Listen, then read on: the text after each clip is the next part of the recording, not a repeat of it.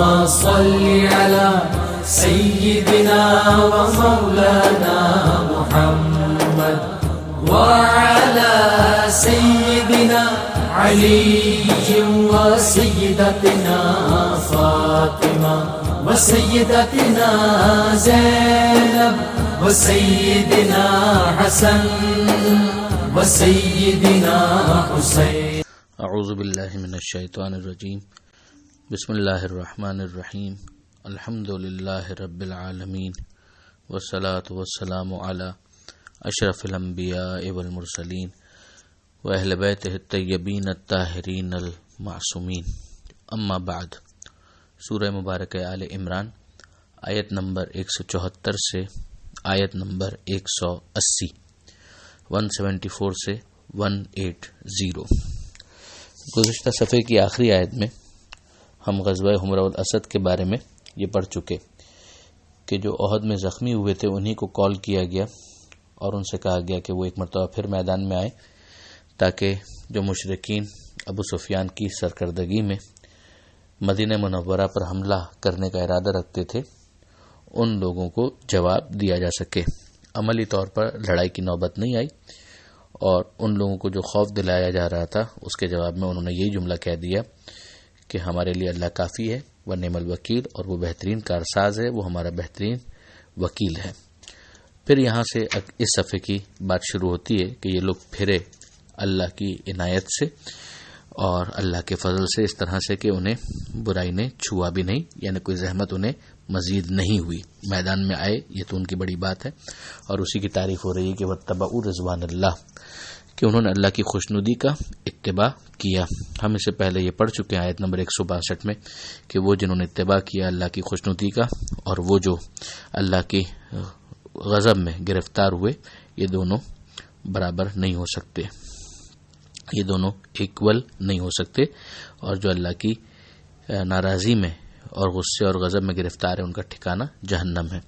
تو یہاں پر واضح کہا جا رہا ہے کہ یہ وہ افراد ہیں کہ جنہوں نے اللہ کی خوشنودی کا اتباع کیا اور اللہ صاحب فضل عظیم ہے. پھر واپس سمجھایا جا رہا ہے کہ اگر تم مومن ہو تو پھر تمہارا طریقہ کار کیا ہونا چاہیے کہ یہ شیطان ہے جو اپنے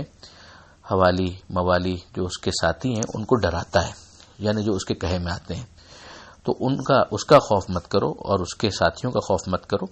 اور مجھ سے ڈرو، یعنی میرا خوف تمہارے دل میں ہونا چاہیے کہ پروردگار سے بڑھ کر تو کوئی بھی نہیں ہے، مگر یہ سب کی صورت میں اگر تم مومن ہو، اگر تمہارا ایمان ہے. پھر جو اگلی آیت ہے اس میں پیغمبر اکرم صلی اللہ علیہ وآلہ وسلم سے خطاب ہو رہا ہے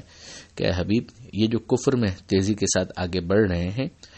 ان کا آپ کو رنج نہ ہو، یہ رنج کا باعث نہ بنے آپ کے لیے. یہ لوگ اللہ کو کوئی نقصان ہرگز نہیں پہنچا سکتے. اللہ نے ان کے بارے میں طے کر لیا ہے کہ ان کا آخرت میں کسی قسم کا کوئی حصہ نہ ہو اور ان کے لیے عذاب عظیم ہے. اب آپ اس کو اس طرح سے سمجھیے کہ وہ رسول صلی اللہ علیہ وآلہ وسلم جنہیں کفار اور مشرکین کے ایمان نہ لانے سے اتنا صدمہ ہوتا تھا کہ قرآن مجید کی آیت ہے کہ لعلک باخع نفسک علی آثارہم ان لم یؤمنوا بہذا الحدیث اسفا، کہ آپ اے حبیب معلوم یہ ہوتا ہے کہ جان دے دیں گے اس افسوس میں کہ یہ لوگ ایمان نہیں لاتے. تو آپ اندازہ کر سکتے ہیں کہ انہیں خود مسلمانوں میں سے ان اشخاص کے کفری اقوال اور افعال کا جو اسلامی تقاضوں کے خلاف ہیں جتنا صدمہ ہوتا کم تھا. تو پیغمبر اکرم صلی اللہ علیہ وآلہ وسلم اس بات کا اظہار بھی فرماتے اور مناجات کے اندر پروردگار عالم سے راز و نیاز بھی کرتے اور دعائیں بھی مانگتے. تو پروردگار عالم نے گویا یہاں پر پیغمبر اکرم کو ایک تسلی دی ہے کہ حبیب آپ بالکل بھی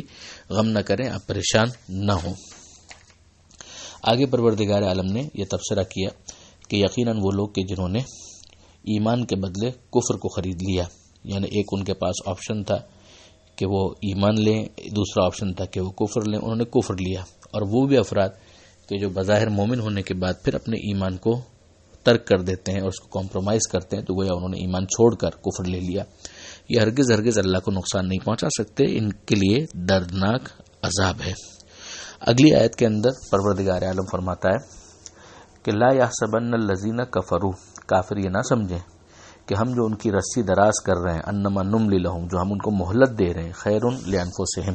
تو یہ ان کے لیے بہتر ہے. تو بظاہر اگر ایک شخص ہے اور وہ نفاق کے ساتھ، کفر کے ساتھ اس دنیا کے اندر عیاشی کر رہا ہے، بڑی بڑی حرام مال کے ذریعے اس نے کوٹھیاں بنا لی ہیں اور مظلوموں کے اوپر ظلم کر کے ان کے مال کو غصب کر لیا ہے اور بظاہر بڑی عیاشانہ وہ زندگی گزار رہا ہے، تو اس کے اس ظاہری شو آف کو دیکھ کر نہ وہ نہ کوئی دوسرا یہ سمجھے کہ یہ ان کے لیے بہتر ہے۔ انما نملی لہم لیزدادوا اثما، یہ ہم ان کی جو رسی دراز کر رہے ہیں یہ اس لیے کہ ٹھیک ہے وہ اور زیادہ گناہ کر لیں، جو مہلت ہے وہ جب مکمل ہو جائے گی اور رسی جب کھینچی جائے گی تو پھر اس کا نتیجہ کیا ہوگا؟ وَلَهُمْ عَذَابٌ مُهِينٌ، کہ ان کے لیے پھر ذلیل کرنے والا عذاب ہوگا۔ یہ ذہن میں رکھنے والی بات ہے کہ جناب زینب کبریٰ سلام اللہ علیہا،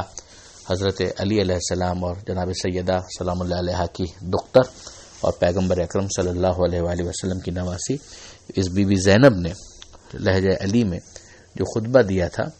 دربار یزید میں، تو وہاں اس آیت سے استدلال کیا تھا جناب زینب سلام اللہ علیہ نے، اور یزید کو مخاطب کر کے یہ آیت پڑھی تھی، اور اس کا سیاق اور سباق بھی بالکل واضح ہے کہ اس وقت یزید جو تھا وہ اپنے اقتدار کے نشے میں مست تھا، اور جناب زینب سلام اللہ علیہ نے اس ظاہری شو آف کو اس آیت کے ذریعے سے کاؤنٹر کیا تھا اور اس کا مقابلہ کیا تھا۔ پھر پروردگار عالم اگلی آیت کے اندر یہ ارشاد فرماتا ہے، اور یہ بھی بہت اہم آیت ہے، کہ ما کان اللہ لیذر المؤمنین علی ما انتم علیہ، کہ اللہ مسلمانوں کی جماعت کو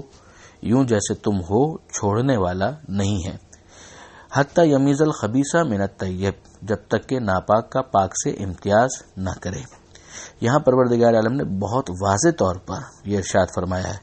کہ اس دور میں مسلمانوں میں پاک بھی تھے اور ناپاک بھی۔ ایک تو سنت پروردگار سمجھ میں آتی ہے کہ اسی طریقے سے رہتا ہے، مگر خاص طور پر اس زمانے میں مخاطب کر کے یہ کہنا تو واضح کرتا ہے کہ بالکل کوئی آئیڈیل سچویشن نہیں تھی، اور اس سے یہ بھی معلوم ہو گیا کہ ایسی صورتیں پیدا ہوں گی کہ ان کے درمیان امتیاز ہو جائے۔ اب اگر آپ غور کریں، یعنی بہت احتیاط کے ساتھ مگر بہت محتاط الفاظ میں، کہ پروردگار عالم ہر ایک کو ایک ہی لکڑی سے ہانکنے کے لیے تیار نہیں ہے کہ سبھی حضرت ہوں، سبھی رضی اللہ عنہ ہوں، سبھی عدول ہوں، سبھی کی اقتدا باعث نجات ہو۔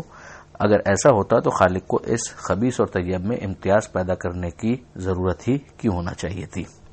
پھر یہ بھی اعلان ہو گیا کہ اس امتیاز کے یہ معنی نہیں ہے کہ صاف صاف ان آدمیوں کے ناموں کا عوام کے لیے اعلان کر دیا جائے، ما کان اللہ لیطلعکم علی الغیب ولکن اللہ یجتبی من رسولہ من یشاء، کہ پروردگار عالم سب کو اس غیب پر مطلع کر دے گا۔ پھر یہ امتیاز کیوں ہوگا؟ اسی طرح جیسے جنگ احد میں سختی پیش آئی اور دو قسم کے کردار سامنے آ گئے، بس یوں ہی اس کے بعد بھی دور رسول میں اور پھر رسول کے بعد ایسے امتحانی مواقع پیش آتے رہیں گے جن میں کردار کے فرق سے یہ امتیاز ہوتا رہے گا کہ کون خبیث ہے اور کون طیب۔ تو اب ظاہر ہے کہ مقصد الہی جو اس امتیاز خبیث و طیب سے وابستہ ہے، کہ اس کی تکمیل، یعنی یہ غور کرنے والی بات ہے کہ یوں ہو سکتی ہے کہ ہم یہ کہہ دیں کہ صدر اسلام کے واقعات پر اب تبصرہ نہیں ہونا چاہیے تاکہ کہیں کچھ مقدس افراد سے سوء ظن پیدا نہ ہو جائے، یا یوں ہوگی کہ خوب قرآن و سنت اور عقل کی روشنی میں پھٹک پھٹک کر پوری فراخ حوصلگی اور اللہ کی دیوی بصارت و بصیرت کے ساتھ دور اول کے واقعات پر بار بار نظر ڈالی جائے اور کردار کے جو مرقع سامنے آتے جائیں انہی سے یہ امتیاز محسوس کرنے کی کوشش کی جائے کہ کون اتباع کے مستحق ہیں اور کون بچنے کے لائق۔ اور یہی بچنا یعنی ان لوگوں کے اتباع کے خطرات کو پیش نظر رکھنا اس محل پر وہ ہے جسے کہا جا رہا ہے کہ تم ایمان پر قائم رہو اور بچتے رہو۔ یہ جو کہا گیا کہ فآمنوا باللہ ورسولہ، ایمان لاؤ اللہ پر اور اللہ کے رسولوں پر، وَإِن تُؤْمِنُوا وَتَتَّقُوا فَلَكُمْ أَجْرٌ عَظِيمٌ، اور اگر تم ایمان لاؤ گے اور تقوی اختیار کرتے رہو گے یعنی بچتے رہو گے تو تمہارے لیے پھر اجر عظیم ہے۔ اب ظاہر ہے کہ پیغمبر اکرم کو جب مطلع کیا جا رہا ہے، سب سے بڑے پیغمبر تو یہی ہیں، تو پیغمبر اکرم کو جب مطلع کیا جا رہا ہے تو پیغمبر اکرم کے فرامین کے اوپر ہمیں دھیان دینا ہوگا کہ وہ کس کا کس طرح سے تعارف کروا رہے ہیں، کس کو پیغمبر اکرم کل ایمان کہہ رہے ہیں، کس کو پیغمبر اکرم ثقلین میں شمار کر رہے ہیں، کس کو قرآن مجید کا ہم ردیف قرار دے رہے ہیں، تاکہ ہمارے لیے معیار بالکل واضح ہو جائے کہ یہ پاکیزہ ترین افراد ہیں اور یہ قابل اتباع ہیں، اور ان کے مقابلے میں اگر کوئی آ جائے تو پھر وہ ظاہر ہے کہ قابل اتباع نہیں رہے گا۔ غور کرنے کے لیے اتنا بہت ہے۔ پھر اس کے بعد جو اگلی آیت ہے جو اس صفحے کی آخری آیت ہے، اس میں پروردگار عالم نے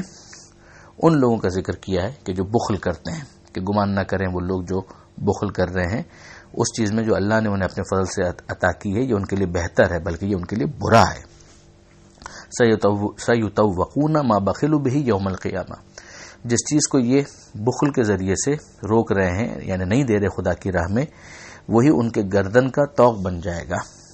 قیامت کے دن، اور اللہ ہی کے لیے ہے آسمانوں اور زمین کی میراث، اور اللہ جو تم عمل کرتے ہو اس کی خبر رکھتا ہے۔ یعنی بالآخر تو یہ سب دیا ہوا بھی خدا ہی کا تھا اور آخر میں خدا ہی کا رہے گا۔ یہ تو درمیان میں محدود وقت کے لیے انسان کو اختیار دیا گیا تھا اور اس سے